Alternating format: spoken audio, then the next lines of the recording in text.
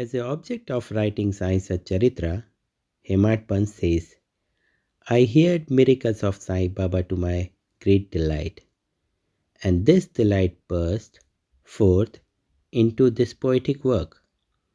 I also thought that the description of these miracles of Sai Baba would be interesting and instructive to his devotees and would remove their sins. And so I began to write the sacred life and teaching of Sai Baba.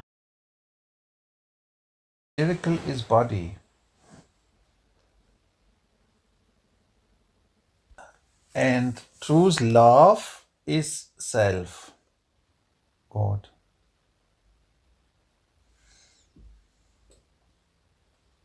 Miracle is also God, but it's a form of God. It's not God, it's an expression of God. But love, freedom, you cannot separate from God. This is God directly. You get it, what I mean? So,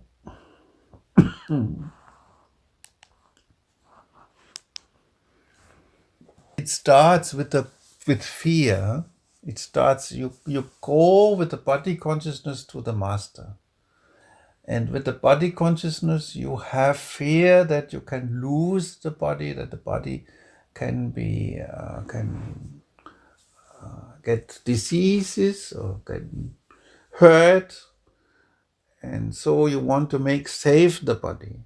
And if the body is in fear or it is in disaster, then you go to the guru and say, Baba, help me like a child to the father.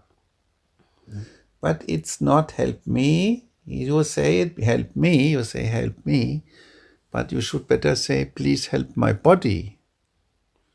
I'm in a disaster with my body. That would be better. If you search for miracles. And this is the reason why you search for miracles. But the one who is already so close to Baba that he knows he cannot die, they will not ask for miracle. Because they know the whole life is a miracle. They will ask, Baba, I need your presence. That's all. Everything happens in your presence by itself. Whether they call it miracle or not, it doesn't matter. Then you surrender. Then you surrender completely in his presence. And with this surrender, you go in his presence directly as him. You lose your own I thoughts, you lose your own will, you lose everything you lose. And it's in this silent mind, he is overtaking you. He said to Hemadpant, I will remove all this and then he will be in my presence.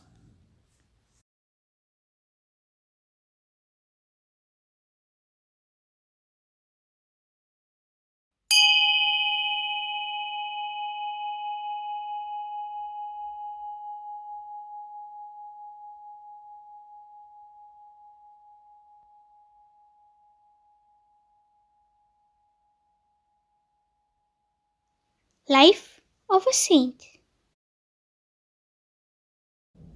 The life of a saint is neither logical nor dialectical. It shows us the true and great path of Brahmgyan and self-realization. It guides us in truth itself, it guides us in love itself, and realize us that we are already freedom itself, and we are not separate from God. That's in this path, in the path of a true saint. He will point you on that truth. And guides you out of your body consciousness in consciousness, Shuddha Chaitanya itself.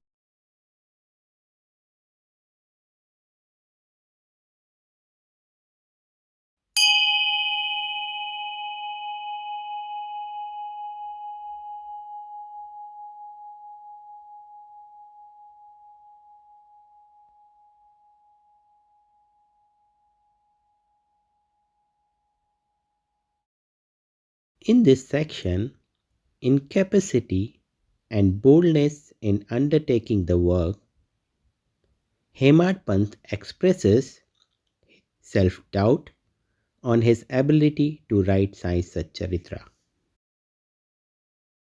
Hemadpant said he was not fit person to undertake the work.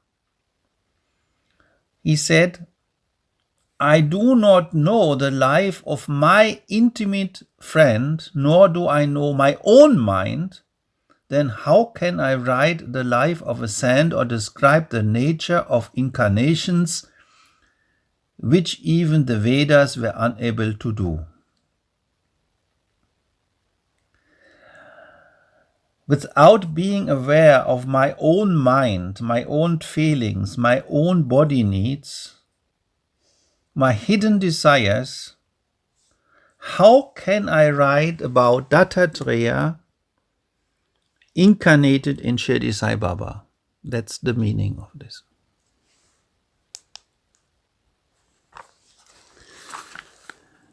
And he gives also the answer. He said, one must be a saint himself before one know other saints.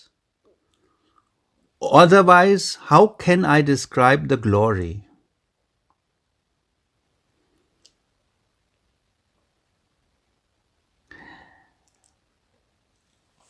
Without grace, without the destiny, without Baba's love, which opens up in you, you can nothing write about Baba or a saint.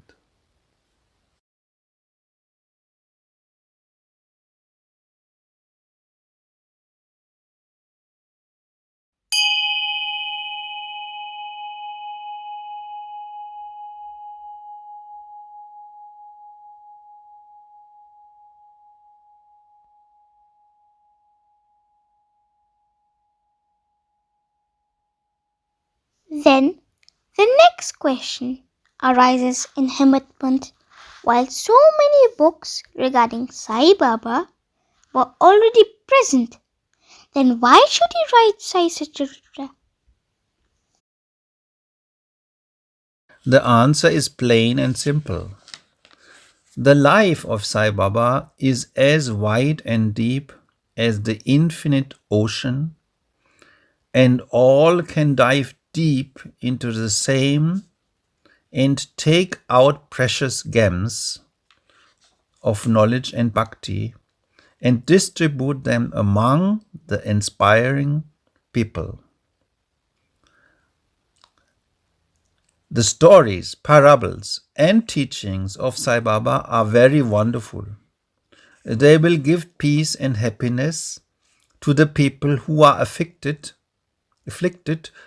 with sorrows and heavily loaded with miseries of this worldly existence, and also bestow knowledge and wisdom both in worldly and spiritual domains.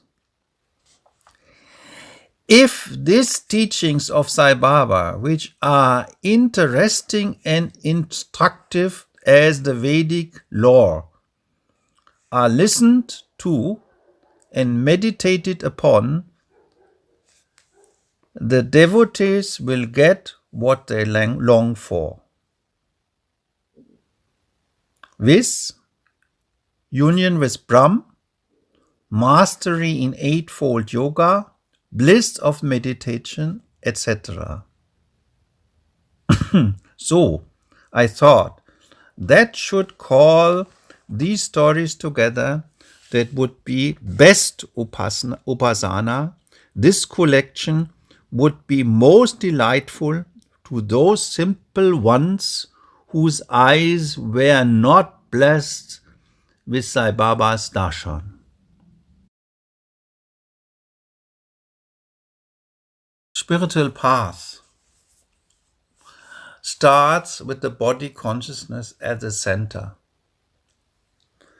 And the center wants to get.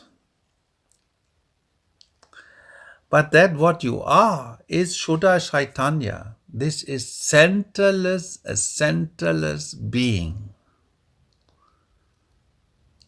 The consciousness in all.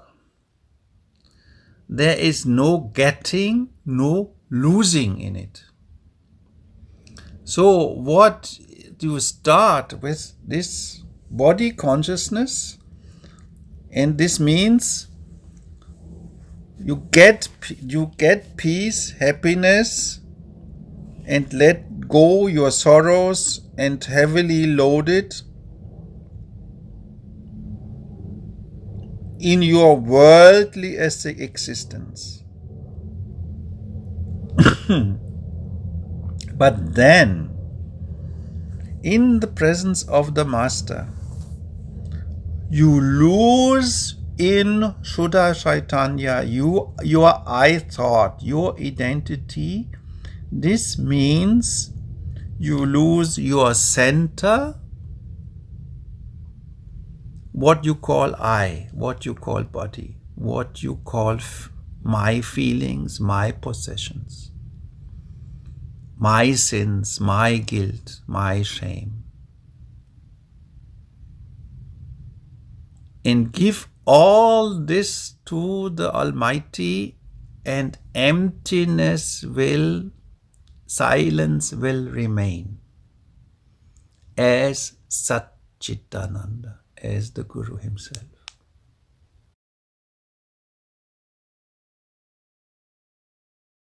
It starts with that you get powers. And then when you surrender all the powers and say and see that I'm silence, more than all centers all powers are gone, you are walking on a razor, then Brahm Gyan comes by itself. And the side effect of this Brahm Gyan is the mastery in Eightfold Yoga, what he describes here. And what is then there is also bliss of meditation. This means Ananda. In Baba's presence, in Sai Baba's darshan, all this can happen if you surrender to that what Baba is and what you also are. You have to give up all the false identities. And you will remain as Brahm, silence. The outcome of his boundless self is boundless self-realization. Who inspired me in this matter? In fact, Hemadpant surrendered his ego at the feet of his master and thought that my path is now clear, and Baba makes me quite happy here and in the next world.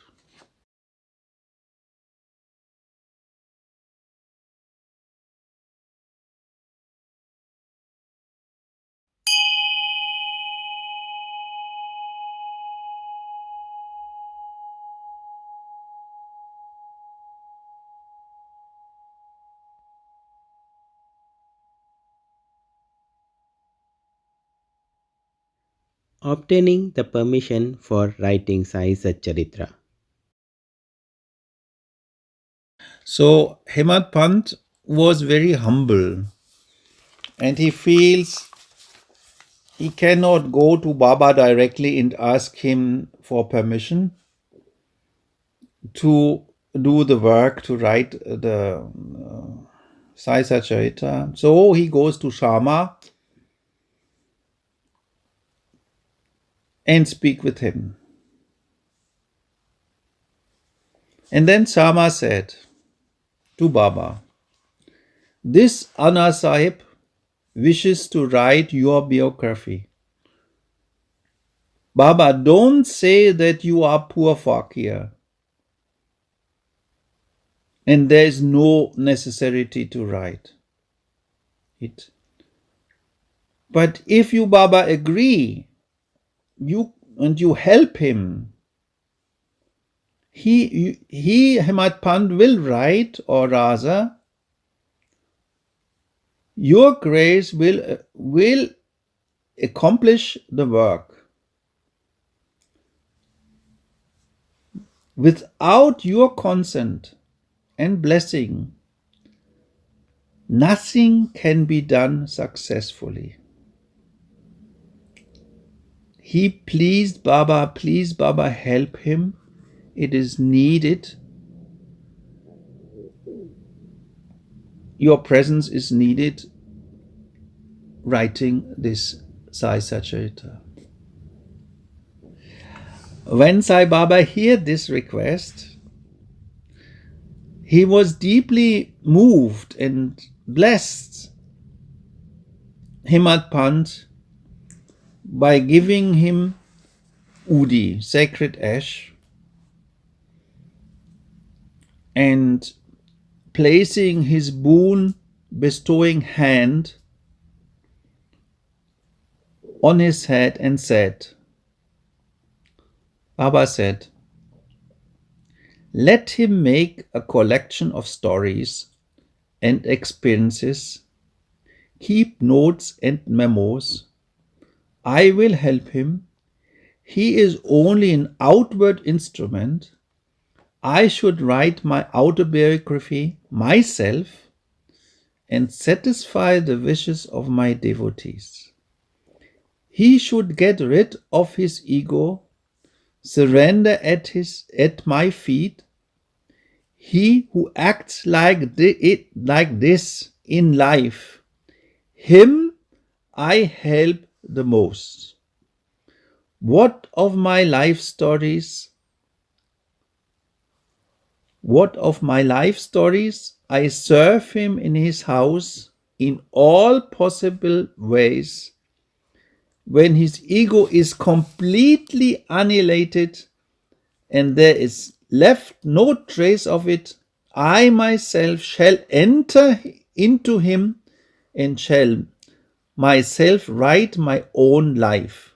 Hearing my stories and teachings will create faith in devotees' hearts, and they will easily get self-realization and bliss.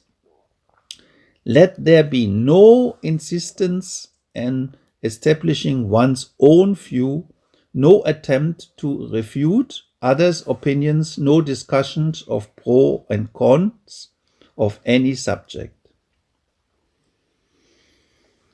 What does it mean? Let him do his work. I will be with him.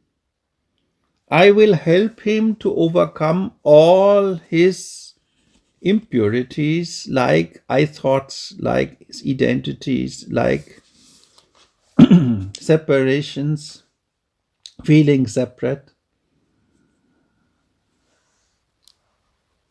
And he will give all his impurities to my feet. And if he is doing this,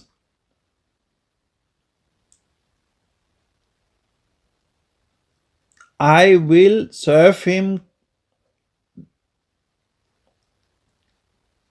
in all possible ways in his house where he is doing this, even when my body not present, but I'm present even without my body.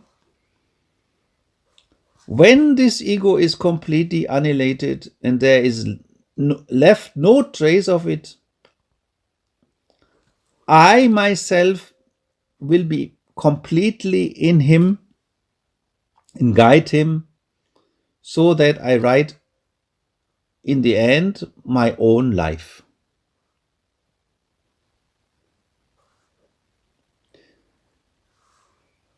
This will help a lot of people to create faith in their hearts,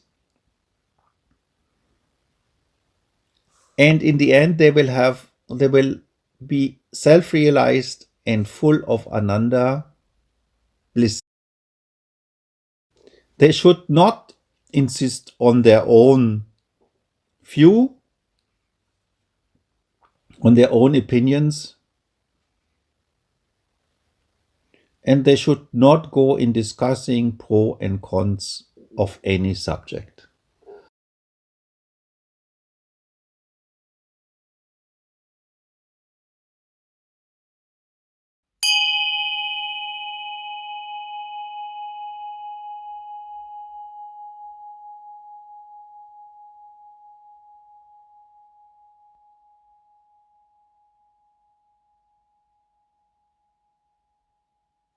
Hemadpant's first darshan of Sai Baba. The first darshan of Hemadpant is also described in the Sai Satcharitra chapter 2. He writes, I ran and prostrated before Baba, and my joy knew no bounds. I have found more than what Nana Chandoka had told me. All my senses were satisfied, and I forgot my thirst and hunger. This means I forget my body. The moment I touched Sai Baba's feet, I began a new lease of life. I felt I felt myself much obliged to those who spurred and helped me to get the darshan, and considered them as my real relatives. I cannot repay their debt. I only remember them and prostrate mentally before them. The peculiarity of Sai Baba's darshan, as I found it, is that by his darshan our thoughts are changed. The force previous actions is abated, and gradually no attachment and dispassion towards worldly objects grows up. It's by the merits of actions in many past births that such darshan is got. And if only you see Sai Baba, all the world assumes the form of Sai Baba. First, he bowed to his guru.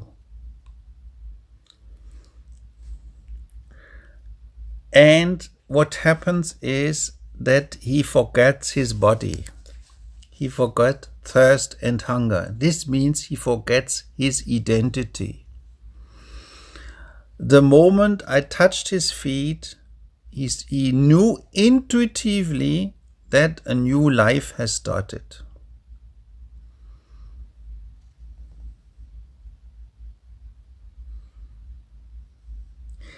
And he was very thankful to that people who helped him to get the darshan. So thankful, so that he said, they are so close to me, I feel them as my real relatives. And I will never can repay what they gave me. So I also want to prostrate before them. And then he said something, my thoughts were changed.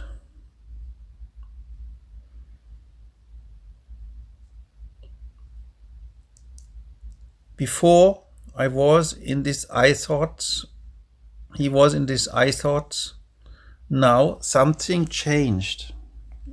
It means he was not so hanging on his thoughts, not so identified with his thoughts. He said, the force of previous action is abated, and gradually non-attachment or dispassion towards worldly objects grows up. The force to hang on his previous actions, on his thoughts, was not there in Baba's presence. And he was more and more non-attached to the worldly objects.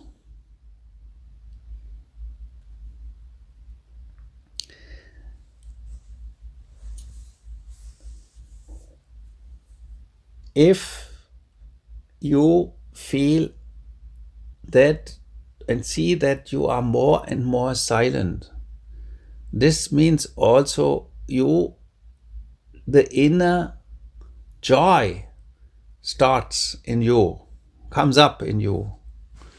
And this is this ananda.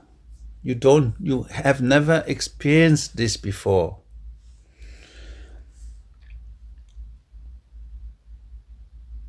And you feel when this comes up and you are so deep in peace, you feel very thankful because you know that something deeply happens in you, so much grace. And it needs a lot of birds to have the grace of such a darshan with Baba.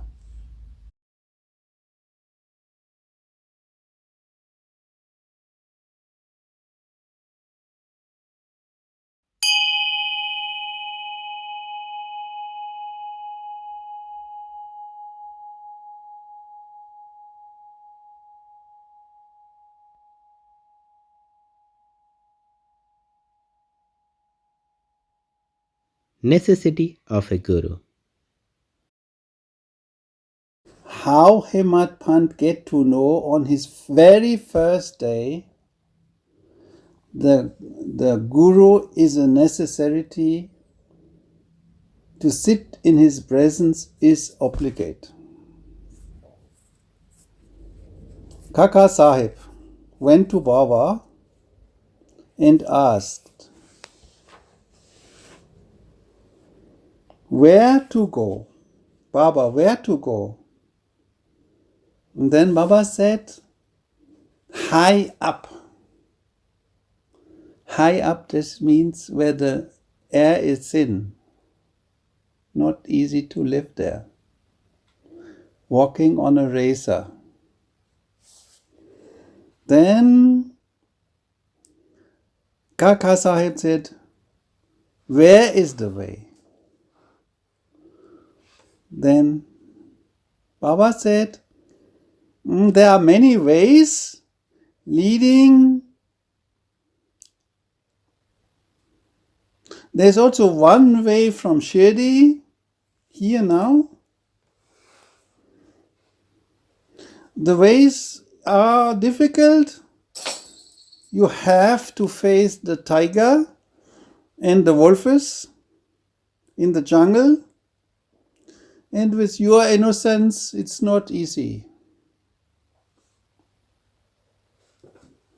Then Kaka Sahib said, if we take a guide,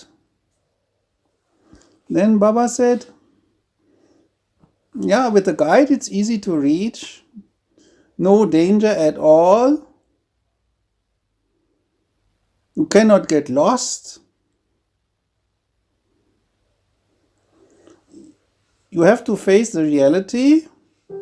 This means you have to face the I thought, the needs of the body, the needs of your feelings, needs of all the different bodies. And then you cannot get lost in this jungle and you cannot fall in ditches.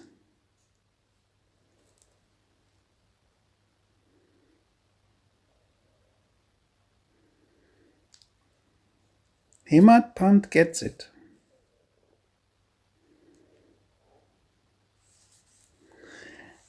It's not about rejection, the tiger and the wolves.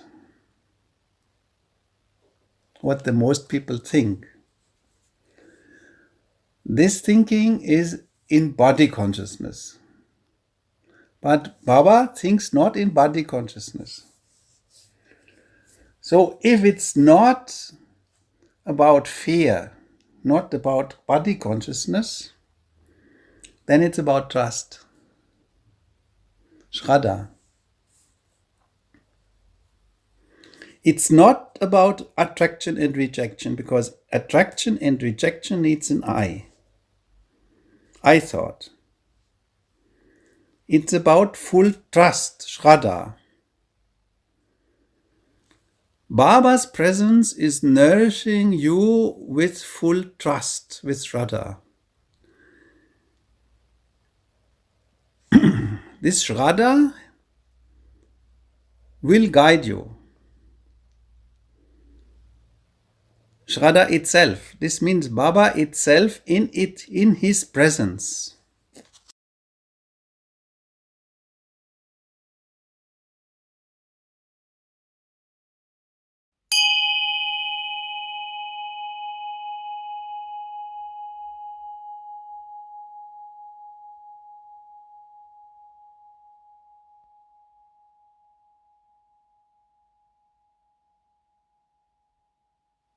Hot discussions between Hemadpant and Bala Sahib Pate.